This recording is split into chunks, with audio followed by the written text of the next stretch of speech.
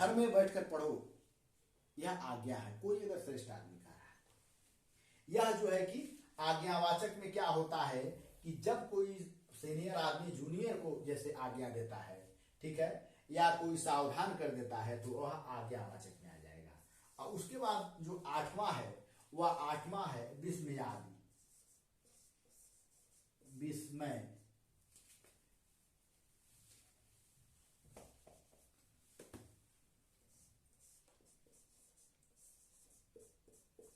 यादवाचक। और विस्मयवाद वाचक में क्या होता है? विस्मयवाद वाचक में एक ही ध्यान रखे रहना कि विस्मयादि वाक्य जितने होते हैं उसमें क्या होता है कि इसमें हर्ष व्यक्त किया जाता है। हर्ष, शोक भी रहता है, हर्ष, शोक, घृणा भी रहता है, आश्चर्य भी रहता है। यानी जो मनोभाव होते हैं, जिसमें मनोभाव का पता चलता है, वो विस्मयादि बोधक होते हैं। और विस्मयादि बोधक में सबसे बड़ी विशेषता क्या है विस्मयादि बोधक की, कि यहाँ पे यह चिन्ह जरूर लगा होना चाहिए जिसके नीचे बिंदी लगी होती है, चिन्ह जरूर होना चाहिए। तो विस्मयादि बोधक का हम विस्मयादि बोधक पढ़ाते समय हमने बड़े अच्छे ढंग से विस्मयादि बोधक को समझाया है। उस वीडियो को आप लोग देख लेंगे तो और क्लियर हो जाएगा। तो यह 8 तरह का, ठीक है, किसका भेद था भैया?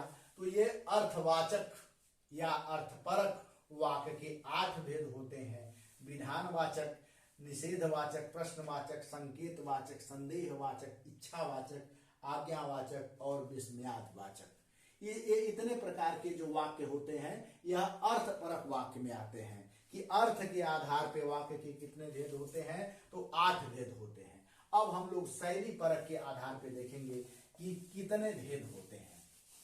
बहुत ज्यादा भेद नहीं है, मात्र उसमें 3 ही भेद है, ठीक है।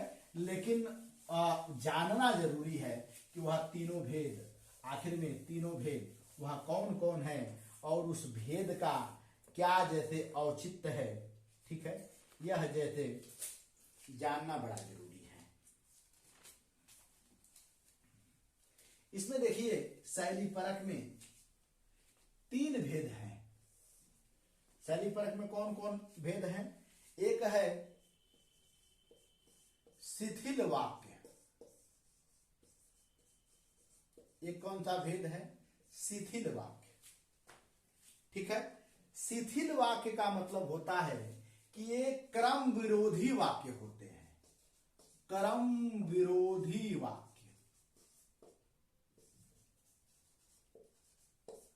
अब क्रम विरोधी जब वाक्य हम पढ़ते हैं तो वाक्य में एक नियम होता है। अब ऐसा नहीं है, ठीक है, कि जैसे आदमी लिख दे कि कलम से लिखते हुए वह सो गया, ऐसा नहीं कर सकते हैं।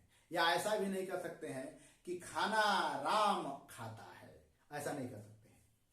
तो एक क्रमबद्ध होता है। तो इसमें क्या होता है कि क्रम जो एक इसमें चमत्कार की भावना होती है, क्रम का विरोध होता है।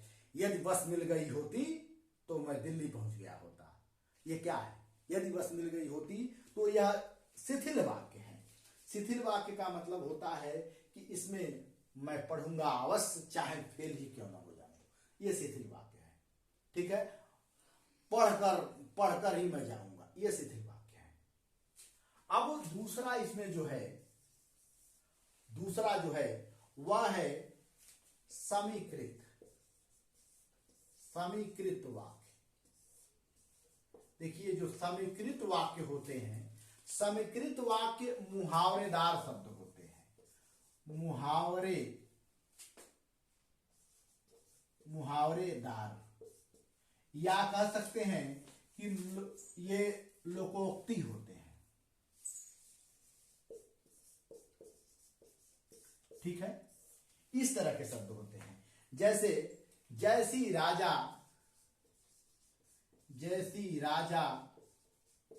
वैसी प्रजा, ये क्या है? यह समीकृत वाक्य है, यह मुहावरेदार वाक्य है, ठीक है। अधजर गगरी छलकत जाए, तो यह समीकृत वाक्य है। मतलब जितने भी मुहावरे लोकोक्तियां आते हैं वह जो है कि समीकृत वाक्य में आते हैं। और तीसरा जो इसका भेद है शैली परक का, वह है आवर्तक, आवर्तक वाक्य। देखिए आवर्तक वाक्य की क्या पहचान है। शिथिल वाक्य क्या होता है, कर्म विरोधी होता है। संकृत वाक्य क्या होता है, मुहावरेदार होता है। लेकिन जो आवर्तक वाक्य होता है इसमें अनेक जो है कि विशेषण जुड़े होते हैं, अनेक विशेषण, ठीक है, अनेक विशेषण लगे होते हैं।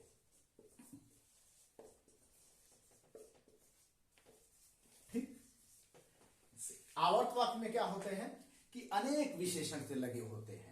वह वीर महान पुत्र जो है कि चल रहा था, जैसे मान लो कहते हैं जो है कि आयुष्मती के सम्राट महेंद्र बाहुबली, वीरों के वीर, दयावान। तो जब जैसे इसमें कई जैसे इसमें अनेक विशेषण जुड़ जाए, वह महावक्ता, महानाटककार, महावाचक, जैसे कई विशेषण जुड़ जाए तो समझ लेना कि वह आवर्तक वाक्य की बात हो रही है।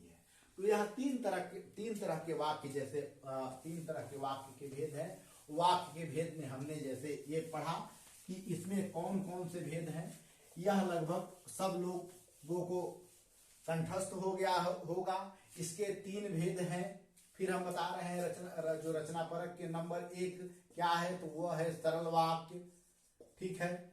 दूसरा क्या है नंबर, तो यह है मिश्रित वाक्य, ठीक है, मिश्रित वाक्य। तीसरा क्या है, तो यह क्या है, संयुक्त वाक्य। इसके कितने भेद है हो गए, संयुक्त वाक्य, इसके भेद हो गए 3। यह जो अर्थपरक वाला जो भेद है कई बार हम बता चुके हैं। नंबर 1 क्या है, विधानवाचक, विधानवाचक। दूसरा क्या है, तो निषेधवाचक, निषेधवाचक। तीसरा क्या है, क्रम से भी याद कर सकते हैं, क्रम से नहीं भी याद कर सकते हैं, प्रश्नवाचक, प्रश्नवाचक। उसके बाद चौथा क्या है, संकेतवाचक, संकेतवाचक।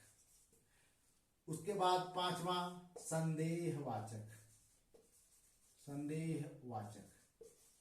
छठा क्या हो गया, छठा क्या हो गया, इच्छावाचक, इच्छावाचक। सातवां क्या हो गया, आज्ञावाचक। और आठवां क्या हो गया, विस्मयादिवाचक।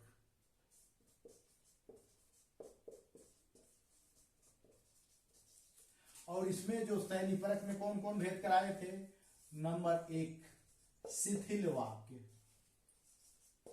शिथिल वाक्य। और नंबर 2 समीकृत वाक्य।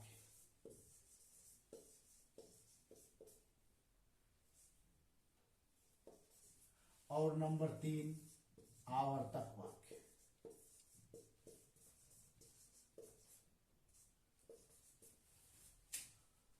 लगभग वाक्य के भेद आप अच्छी तरह समझ गए होंगे। अधिक से अधिक प्रैक्टिस करिए।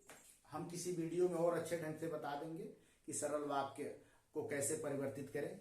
आज वाक्य के भेद के अंतर्गत आज बस यही वीडियो का अर्थ होता है। फिर हम लोग अगले वीडियो में मिलेंगे। बहुत बहुत धन्यवाद। आशा है कि आप लोग व्याकरण का क्रमशः अध्ययन कर रहे हैं और निश्चित रूप से अपने लक्ष्य में सफल होंगे। बहुत बहुत धन्यवाद।